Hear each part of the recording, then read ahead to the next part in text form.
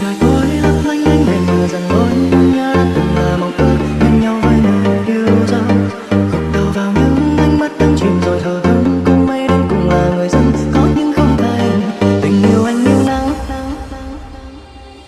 tình yêu anh như nắng, đời tìm về nhau rất chậm.